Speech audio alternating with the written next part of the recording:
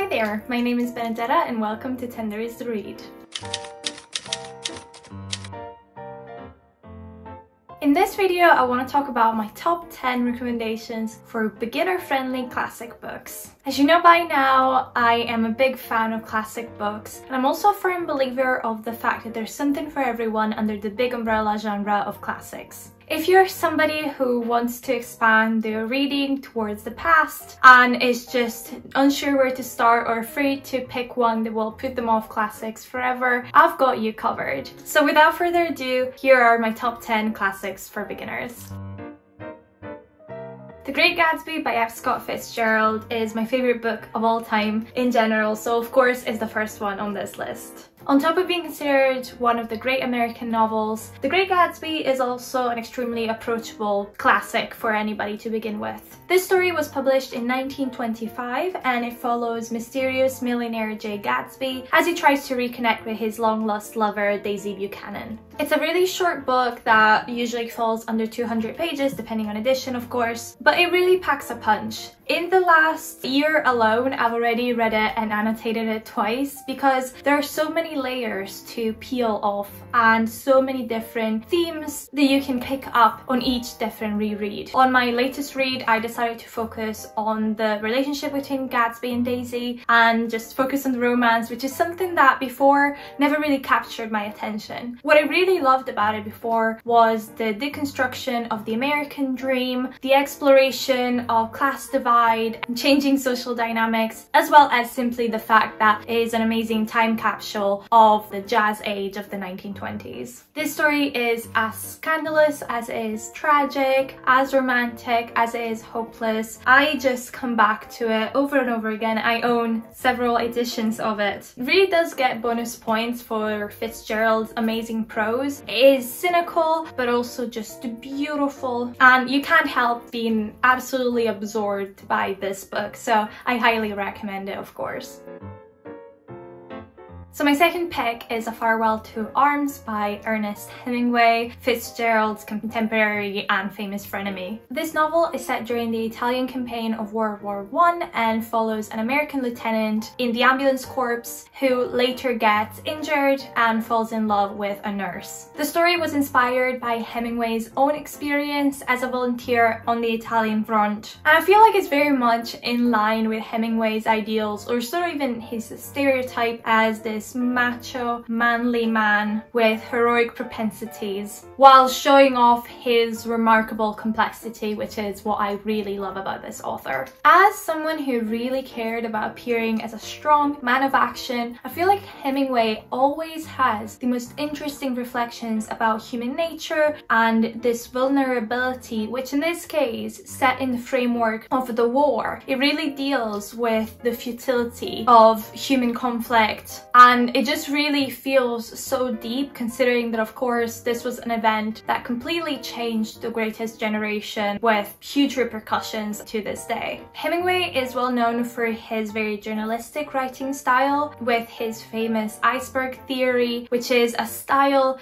that focuses on providing minimalistic descriptions of surface elements and letting the reader get to their own conclusions. I find this style particularly good for beginners. I loved it as a beginner because sometimes classics can feel quite overwritten and bloated, and that never happens with Hemingway. His prose is extremely effective, to the point, easy to follow. It lets you reflect for yourself. This book in particular is a beautifully raw narrative of love in hopeless circumstances, the futility of war, and I just find it so impactful and thought-provoking without ever being preachy, which I think is quite beautiful. The Bell Jar is poet Sylvia Plath's only novel published under a pseudonym in 1963. This is a semi-autobiographical novel about a gifted young woman's descent into mental illness, in particular depression, and her struggles with self-doubt and self-acceptance, as well as her efforts towards seeking help for her condition. Sylvia Plath is well known for being extremely candid about her self-destructive behavior and her struggles in her poetry, and the prose is no different. Through the first person narration, we become so intimate with protagonist Esther Greenwood's thoughts, demons, aspirations, and difficulty in dealing with the outside world as a woman in her early stages of adulthood. Esther is far from flawless, but the way she recounts her feeling of disconnection from the world and being trapped in a bell jar and misunderstood by the people around her felt really relatable. At least to me, I felt somewhat heard. And I feel like the resolution of this story is also quite cathartic. If you're somebody who struggles with these things, it's ultimately got a message of hope, which I think is positive. As a modern classic, the language is quite familiar and easy to read. The style of Sylvia Plath I think is just gorgeous. You can tell she's a talented poet. And it's also reasonably short, falling under 250 pages, so it's one that you can really devour quite quickly, at least I did. It's a good place to start. The Catcher in the Rye by J.D. Salinger is a bit of a male version of The Bell Jar in a way. The novel follows teenage rebel Holden Caulfield as he goes through the very common sentiments of angst and frustration that characterize that bridge between childhood and adulthood. Some people consider this book a bit of a red flag, like if your date tells you that this is their favorite book, run, because of course it does border on toxicity a little bit, but I still think it's a very fascinating read. Reading it as a teenager for me was perfect because even though I was in a way a rebel, it resonated with me as I think it depicts coming of age in a way that is still relatable to this day, even though of course it was written in the 1950s. This is a very raw but beautiful exploration of teenagehood. I don't know. Written as a very earnest look into the psyche of our protagonist, Holden, as he reflects on life with a language that is very much colloquial and vulgar at times, but a way that makes the book even more, charming, and of course one that is quite fun to read for that reason. Of course, remember that Holden is not meant to be somebody to emulate. At least for me, reading books with unhinged protagonists is quite liberating. I really enjoy it. That said, of course, don't go shoot rock stars or presidents after reading this. Keep it, normal. But if you want a classic that will shock you and entertain you like probably no other, this is definitely a worthy read. Another coming-of-age story, this time completely different, is Little Women by Louisa May Alcott, which is the story of 4 sisters, Jo, Meg, Amy, and Beth, as they live their life in the northern United States during the American Civil War. The novel recounts their lives as they grow up in front of the reader, doing just mundane things, but nevertheless leaving you with this really wholesome reading experience. The title Little Women suggests the rite of passage between childhood and womanhood, the process of asserting one's identity and independence, which is exactly what the sisters go through. This book is so charming and wholesome. It's never a hard, heavy read, but nevertheless it hits some emotional highs and lows. You can't help getting invested or even relating to at least one of the girls, as their personalities are so distinguished and fleshed out in a beautiful way. The language in Little Women is by no means difficult, however it does use some terms that have gone out of fashion, so it's just a good way, I think, to start reading books written in the 1800s. I read this for the first time as a child, so it is of course a beginner-friendly book for children as well, and it retained the same charm when I read it again as an adult. It's great if you want to get accustomed to more old-timey speech as well. The Importance of Being Earnest is a play by Oscar Wilde which premiered in 1895. A lot of people recommend The Picture of Dorian Gray as a classic for beginners, but while I think it's obviously amazing, I personally prefer The Importance of Being Earnest as an introduction to both classics and Oscar Wilde himself. Of course, this is not a novel, it is a play, but I am a huge advocate of plays as an introduction to classics for beginners. So this is a farcical political comedy in which the protagonists seek to escape societal pressures and even debts by adopting fake personas, which comes to a head when they entangle themselves with women who are especially attracted by their fake identity. It is very much a comedy of errors and a satire of Victorian society, which remains extremely funny today. I think that Oscar Wilde's one-liners and dialogues, just his general sarcasm, really comes through, and it's literally hilarious. The fact that it is a script naturally means there are no descriptions, nothing boring really, which I think is brilliant for beginners, and it's also a quick read because, you know, you could read it in the same time as it gets performed, so a couple of hours.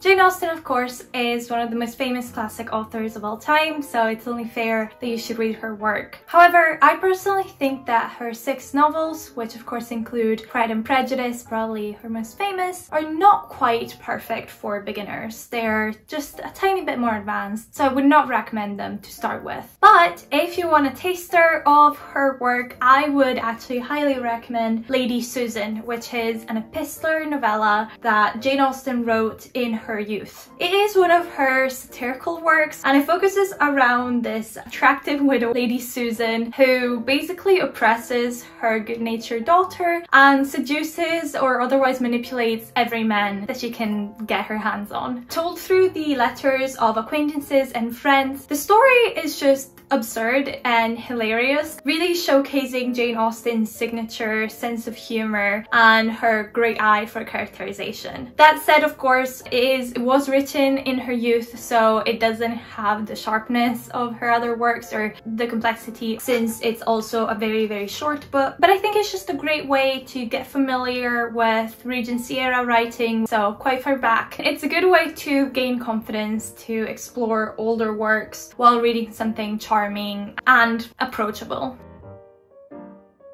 Rebecca by Daphne du Maurier is a late example of a Gothic novel, which is itself a very popular subgenre amongst classic literature. It depicts the story of a young woman who gets married to a rich widower, and after following him to his house is constantly haunted by the memory of his beautiful and charismatic late wife, Rebecca. This story is dark and haunting, like the titular character herself, and in my opinion has one of the best plot twists in history. It weaves in elements of mystery, romance, thriller, crime, and even horror to make a very complex narrative with beautiful characters, especially the female characters, the young Mrs. De Winter, the maid Mrs. Danvers, and of course Rebecca herself. As a modern classic, the writing is quite approachable. It is a little bit of a denser novel compared to others that I've shown you, and I think that it can be a little bit slow in the first part, but after that the story unfolds just so fast that you won't be able to put this book down. If you're already a fan of thriller or mystery novels, this is a good transition into classics.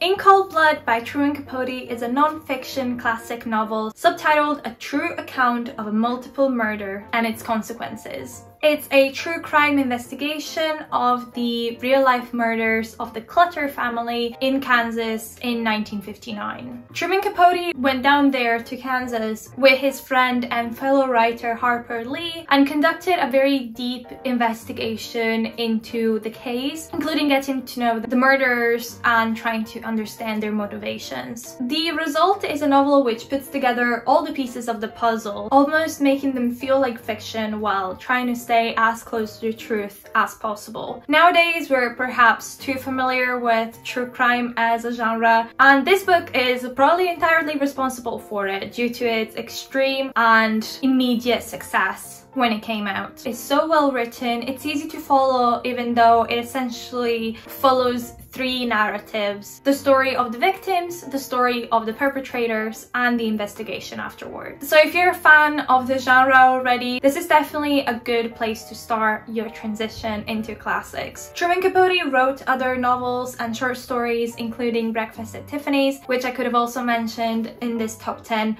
but I just think this is really his masterpiece.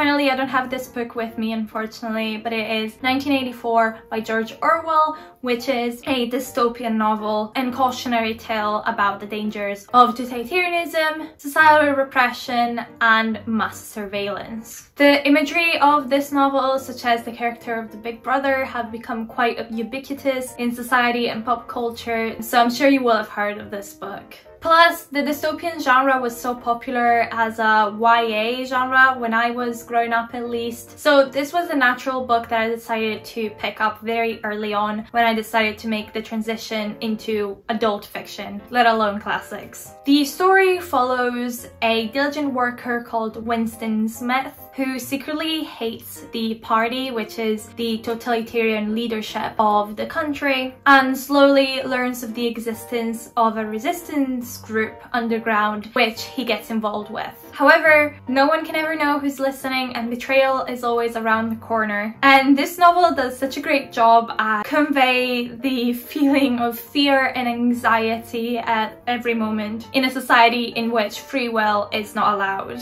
And while the main models for the totalitarian regime was Nazi Germany and the Soviet Union, this book feels quite relatable today, maybe in different ways. Maybe we're more concerned about mass surveillance and fake news, but it's still such a timeless book somehow, which is a bit scary. It's definitely an intense read, but it is very thought-provoking and in that way extremely interesting. It will keep you hooked. It was written, I believe, in 1948, so it's not that far back that the language is hard to understand. In fact, it's extremely modern, and of course it makes use of various dystopian plot points, which I think make it quite current in a way. Animal Farm is another good beginner level novel by George Orwell. I just find that 1984 is more interesting. Okay, so that was my top 10 beginner-friendly classics that I would recommend. Feel free to share your own top 10 in the comments below. Also, as always, if you enjoyed the video, please consider liking it and subscribing to the channel.